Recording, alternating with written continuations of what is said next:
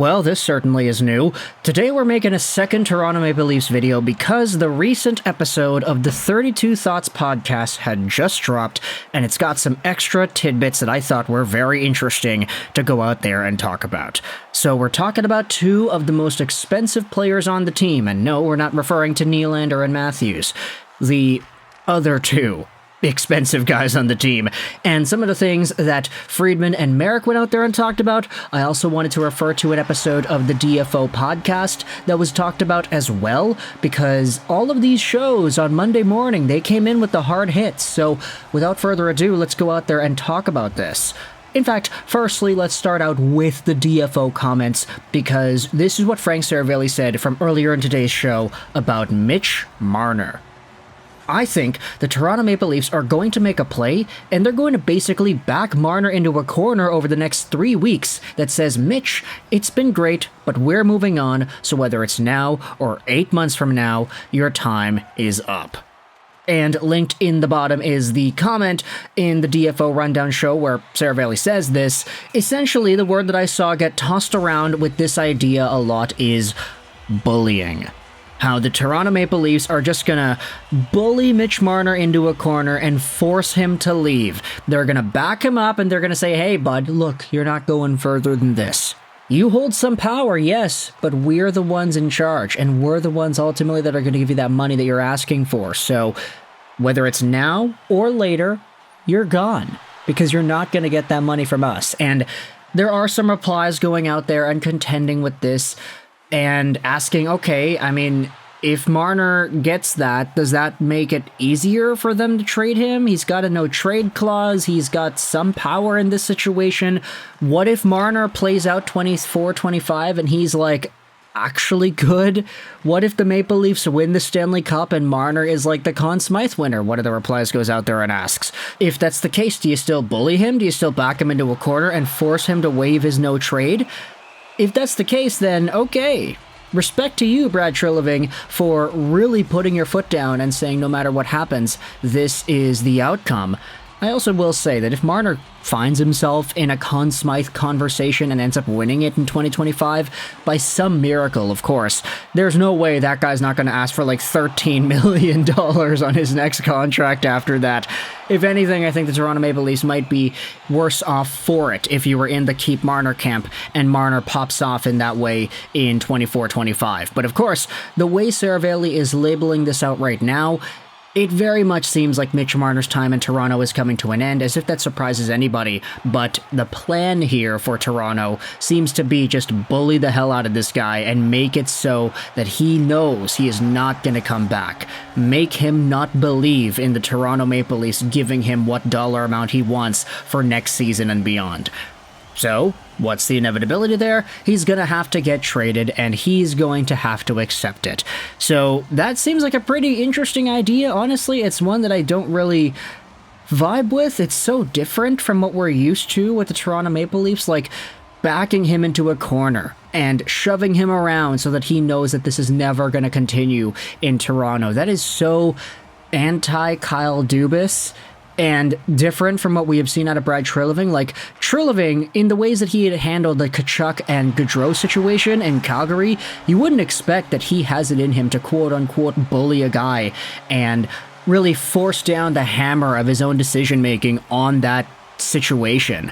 I mean, he was very lenient with Gaudreau, wasn't really pushy. They offered him the money that he wanted, and he just ended up leaving. For Matt Tkachuk, there was a lot of grace there. They said, hey, okay, we know you don't want to come back, but you've got a list of teams that you want to get traded to? And he was like, okay, and then they traded him there. It was so civil in a way when it comes to how Gaudreau and Tkachuk left Calgary. And for Kyle Dubas, it was the same thing in Toronto. He was always a people's guy, a player's GM who would always do his best to do right by the player, give the player better opportunities if they weren't being given those in Toronto, make it so that the players got what they wanted and got all the money they needed. This entire Treliving bullying Marner situation is so different. I'm very intrigued as to where it's going to go from here. But aside from Mitch Marner, what I also wanted to do was head over to the 32 Thoughts podcast and talk about this idea talked about by Merrick and Friedman. The tweets come to us from NHL Watcher on Twitter. Take a look at this. Jeff Merrick says about John Tavares, I had a conversation with someone who has wondered about a team like Utah. Okay, this is where we're going, eh? And here's why. Utah has a ton of young players. Logan Cooley is an obvious one. Utah is most likely in the business for veteran players on short-term deals, and the theory is that they could offer Tavares a pretty healthy number on a 2-year contract as a why to entice him to waive a no-trade. Would that make sense to you?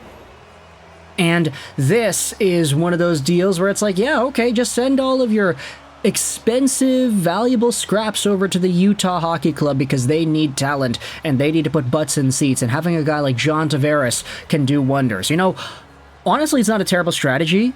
Taking a former Canadian team captain and bringing him over to the new team to gather up the fans and give all the new supporters somebody to rally behind. This worked very well, actually, with Mark Giordano and the Seattle Kraken.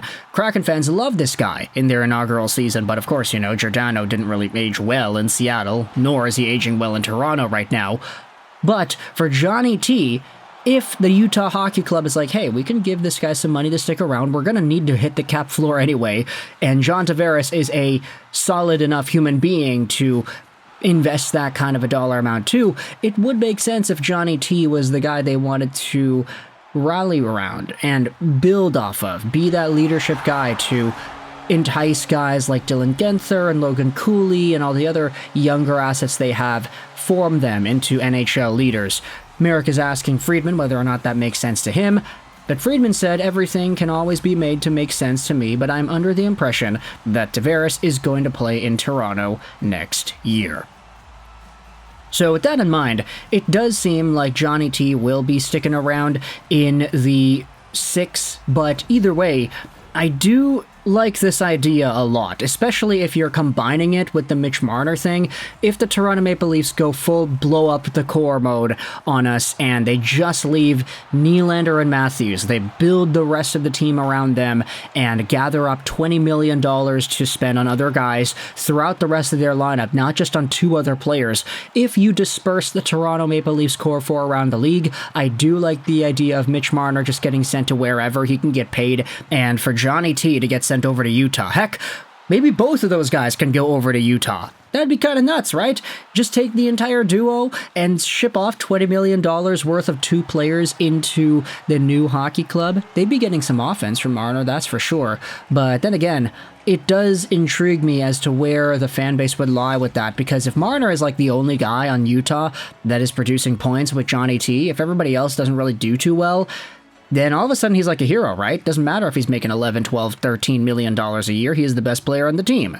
But all of a sudden, when the Utah Hockey Club makes the playoffs, when they start doing things properly and they start growing and developing and Marner is still Marner, that is when I get intrigued as to how Utah is going to perceive him. It's a new hockey market, of course, at least for the NHL. So I would be interested in seeing how that fan base reacts to an overpaid superstar once they get that established on their team. But of course, that is just all hypothetical. Let me know your thoughts in the comment section below about the ideas of Tavares heading over to Utah and Marner getting bullied by Toronto. Links are going to be in the description of these clips and the podcasts if you wanted to go out there and listen to Daily Faceoff, Frank Saravelli, as well as 32 Thoughts. But for now, let me know your thoughts in the comment section below about Marner and Tavares and Toronto's situation. I hope you enjoyed this video. And bye.